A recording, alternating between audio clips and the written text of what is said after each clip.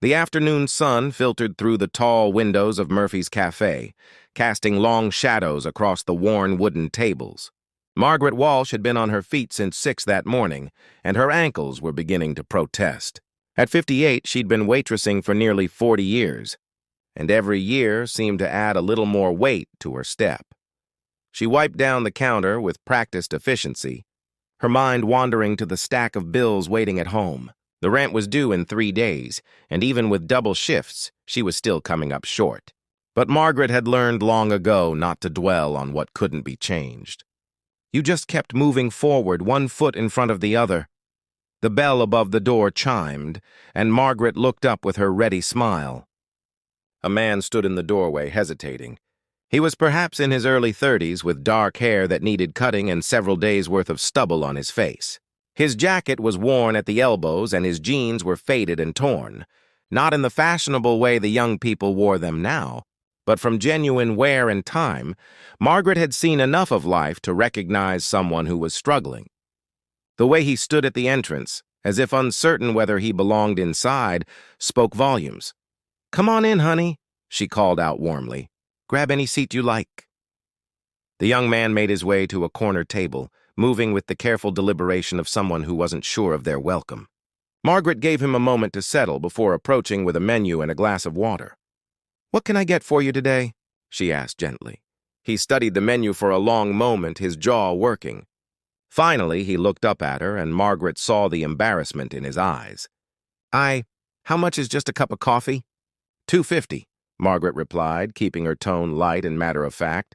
The man reached into his pocket and pulled out a handful of change, counting it carefully in his palm. His shoulders sagged. "I'm sorry. I thought I had more." He started to rise. "Hold on there," Margaret said quickly. She glanced around the cafe. It was the quiet hour between lunch and dinner, and her boss was in the back office doing paperwork. "You know what? I just made a fresh pot, and it's going to go to waste if someone doesn't drink it. How about you help me out with that? And I think we've got some apple pie from lunch that needs eating too." The young man's eyes glistened. I don't have enough to pay you."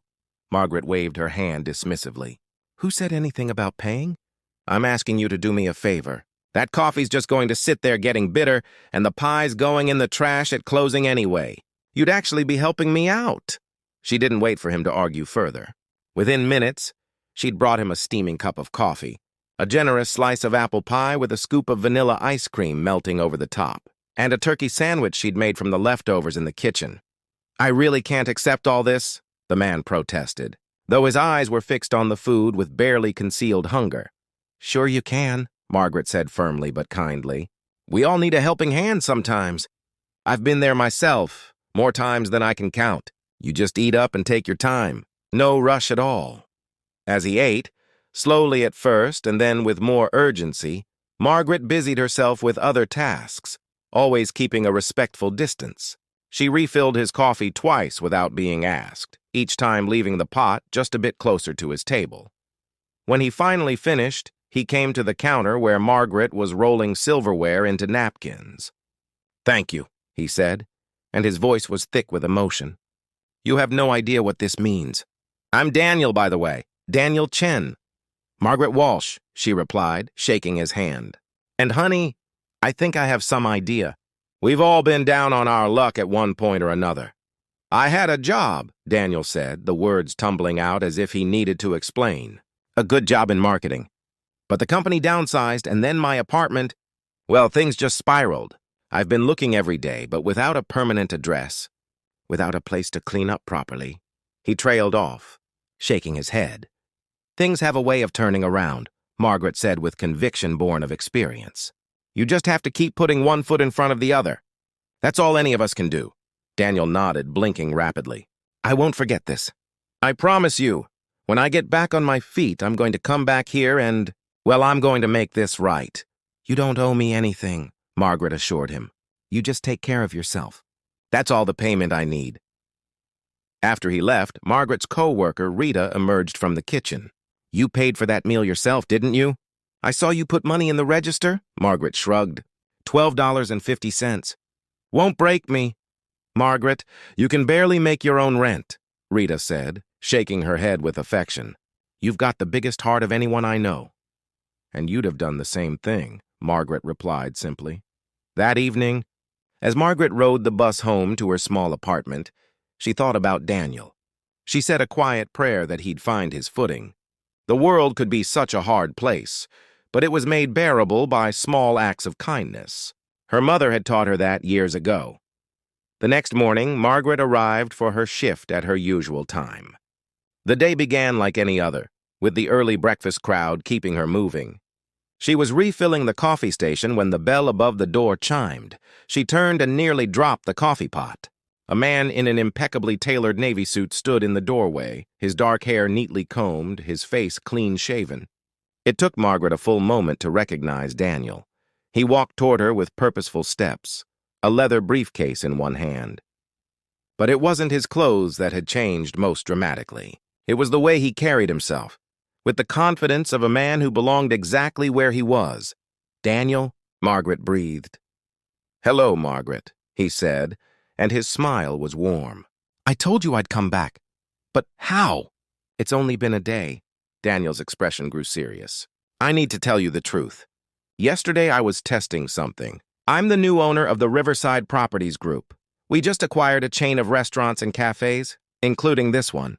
Before I finalized anything, I wanted to see these places through different eyes. I wanted to know what kind of people worked here, how they treated customers, especially customers who couldn't pay."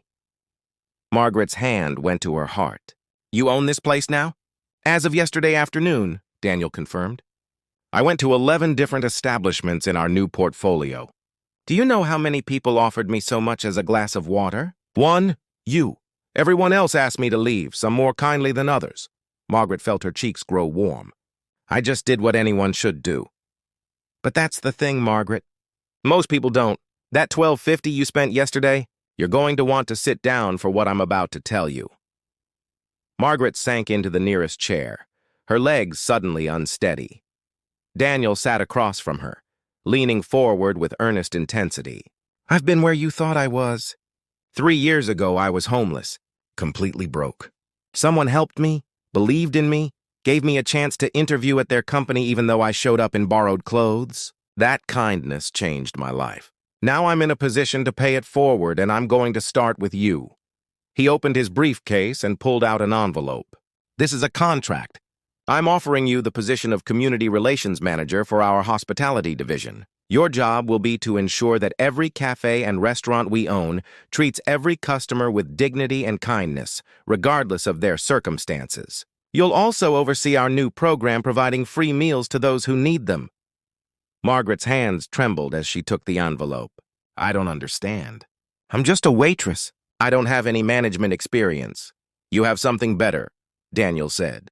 "You have compassion, integrity, and the wisdom that comes from understanding life's difficulties. Those things can't be taught. The rest we can train. The salary is $65,000 a year, with full benefits and a company car. You'll work regular hours and you'll have weekends off." "What do you say?" Tears spilled down Margaret's cheeks. $65,000. She'd never made more than $22,000 in her best year. I don't know what to say." "Say yes," Daniel urged gently. "Say yes, and help me make sure that no one who walks through our doors is made to feel less than human. Help me create the kind of places where kindness isn't the exception, it's the rule." Margaret wiped her eyes with the back of her hand and laughed through her tears. "Yes, oh my goodness, yes." Daniel stood and extended his hand. "Welcome to the team, Margaret.